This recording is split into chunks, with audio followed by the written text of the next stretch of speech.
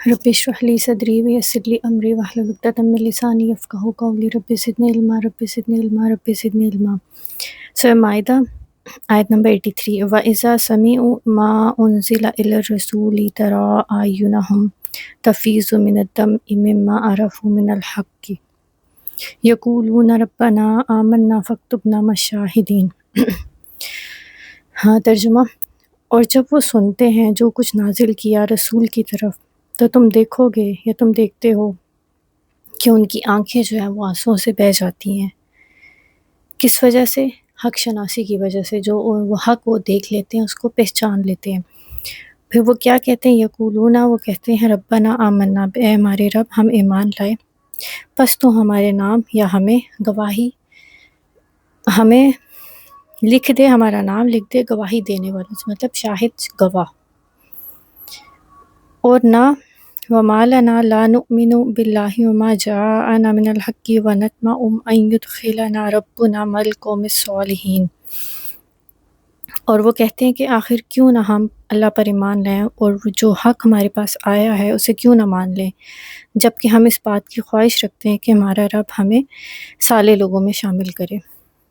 فَأَصَابَهُمُ اللَّهُ بِمَا قَالُوا جَنَّاتٍ تَجْرِي مِن تَحْتِهَا الْأَنْهَارُ خَالِدِينَ فِيهَا وَذَلِكَ جَزَاءُ الْمُحْسِنِينَ۔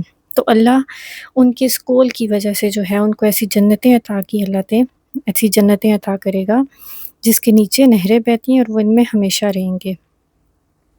اور یہ جزا کس کی ہے؟ محسنین کی، نیک رویہ اختیار کرنے والوں کی۔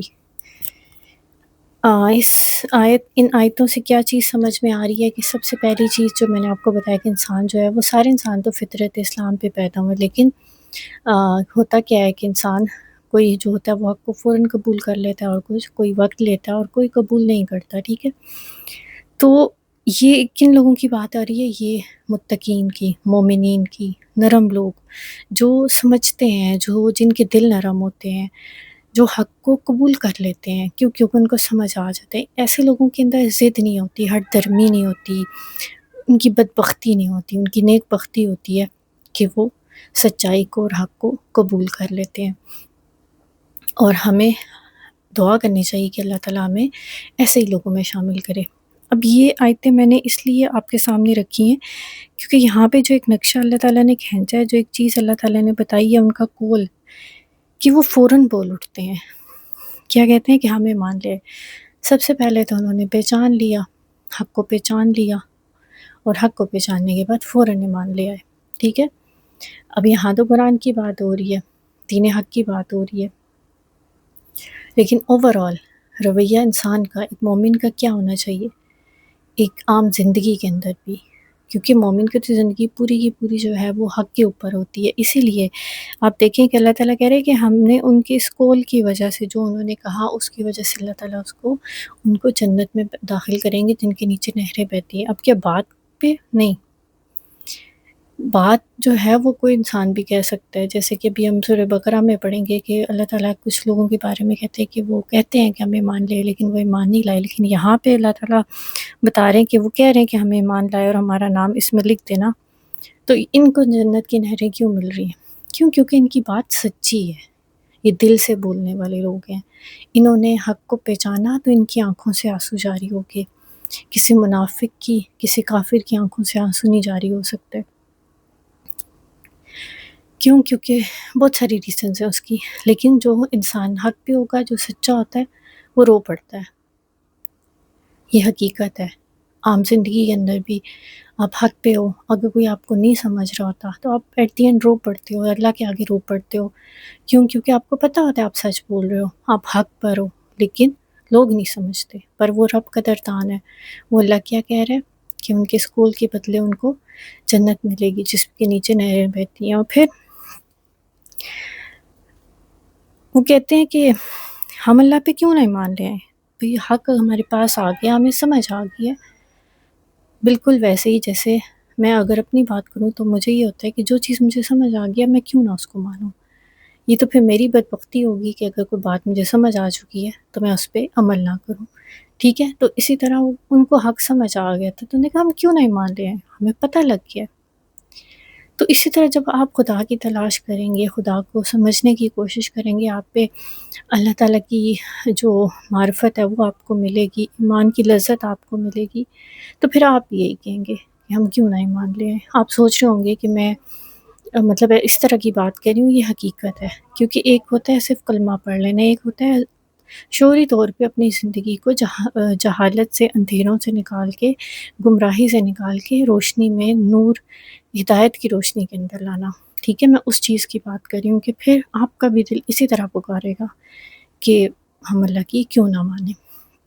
تو یہ قوت پیدا ہو جاتی ہے انسان کے اندر، یہ ہمت پیدا ہو جاتی ہے، جرأت پیدا ہو جاتی ہے، اور یہ خوشی بھی ہوتی ہے کہ انسان کہتا ہے وہ رب اتنا عظیم رب کہ میں اس کی کیوں نہ مانوں۔ پھر انسان جہاں پہلے نافرمانیوں میں جو ہے وہ خوش ہوتا تھا، یا مطلب بہت ساری کیفیات ہوتی ہیں نا، تو اس سے نکل کے پھر انسان کا ایمان جو ہے وہ مضبوط ہوتا جاتا ہے، اور پھر انسان کو حق ہی اچھا لگتا ہے، اور وہ حق کو ہی سمجھنے کی کوشش کرتا ہے۔ تو پھر کیا ہے کہ اس کے بعد وہ اس بات کی خواہش رکھتے ہیں کہ ہمارا رب ہمیں صالح لوگوں میں شامل کرے۔ ٹھیک ہے، تو یہی ایمان کی نشانی ہوتی ہے، جب انسان ایمان لے آتا ہے، سچے دل سے اپنی زندگی کو بدلنے کی پوری کوشش اس میں لگ جاتا ہے، تو پھر اس کی یہی خواہش ہوتی ہے کہ اللہ تعالیٰ اسے صالح لوگوں میں، سچے لوگوں میں شامل کر دے، اس کو جنت والوں میں شامل کر دے۔ تو یہ ہر مومن کی خواہش ہوتی ہے۔ وَالَّذِينَ كَفَرُوا وَكَذَّبُوا بِآيَاتِنَا أُولَٰئِكَ أَصْحَابُ الْجَحِيمِ۔ تو رہے وہ لوگ جنہوں نے اللہ کی آیتوں کا انکار کیا، جو اس ساری چیزوں سے ہٹ کے اپنی ہٹ درمی میں، اپنی ضد میں، اپنی انا میں، اپنی ایگو میں، اپنی گمراہ زندگی کے اندر، اپنی وہ ایک روٹین جو ان کو بہت عزیز ہے، وہ اسی میں ہی رہنا چاہتے ہیں، جسے کہتے ہیں نا کنویں کی مینڈک، بس کنویں کے مینڈک ہی بن کے رہنا چاہتے ہیں، نہیں چاہتے اپنی زندگی بدلے، نہیں چاہتے نور اور ہدایت کی روشنی ان کو آنکھوں میں چبھتی ہے۔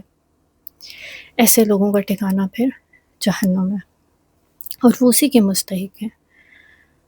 اور یہ بات جو ہے وہ شاید ابھی کسی کافر کو نہ سمجھ آئے، کسی انکار کرنے والے کو نہ سمجھ آئے، لیکن جب ہر چیز سامنے آ جائے گی، جب سارے پردے ہٹ جائیں گے، تب انسان سمجھے گا واقعی۔ اسی لیے تو اس ٹائم پہ لوگ خواہش کریں گے کہ کاش ہمیں واپس بھیجا جائے، کاش ایک دفعہ ہمیں لوٹا دیا جائے۔ وہ اللہ سے منتیں ترلے کریں گے کہ ہمیں ایک دفعہ واپس بھیج دیں، اب تو ہم سب سمجھ گئے، اب تو ہم سب سیکھ گئے۔ لیکن جیسے کہ سورہ بقرہ کے شروع میں ہے کہ والذین یؤمنون الذین یؤمنون بالغیب، کہ وہ غیب پر ایمان لاتے ہیں۔ تو یہ سارا امتحان ہی غیب کا ہے، اللہ غیب میں ہے، اللہ کو کسی نے نہیں دیکھا، لیکن ہم اس پہ ایمان لاتے ہیں۔ اللہ کی کتاب ہمارے پاس موجود ہے، ہم اس پہ ایمان لاتے ہیں، ہم نبیوں پہ، رسولوں پہ، ہر شے پہ جو رب کہتے ہیں ہم سب پہ ایمان لاتے ہیں۔ اور یہی جو ہے وہ اصل دین ہے کہ انسان اسی کو فالو کرے اور اسی پہ عمل کرے۔ اللہ تعالیٰ ہم سب کو جو ہے وہ توفیق دے دین کے اوپر اچھے طریقے سے عمل کرنے، کیونکہ یہ لائف بہت چھوٹی ہے، بہت چھوٹی ہے، بہت چھوٹی ہے۔ میں جتنا اس کو ایمفیسائز کروں کم ہے، اور اس کے دکھ بھی بہت کم ہے۔ آخرت کا جہنم ہم افورڈ کر ہی نہیں سکتے، میں تو یہی کہتی ہوں کہ ہم نہیں افورڈ کر سکتے۔ ہم 10 منٹ دھوپ میں نہیں کھڑے ہو سکتے، ہم ایک ٹائم کا اگر ہمیں اچھا کھانا نہ ملے ہم اس پہ پاگل ہو جاتے ہیں، تو ہم جہنم کہاں، ہم اتنا برا سودا ہم نہیں کر سکتے۔ ہم عقل والے ہیں، تو عقل والے عقل استعمال کرتے ہیں اور پھر اس کے مطابق اپنی زندگی بدل لیتے ہیں۔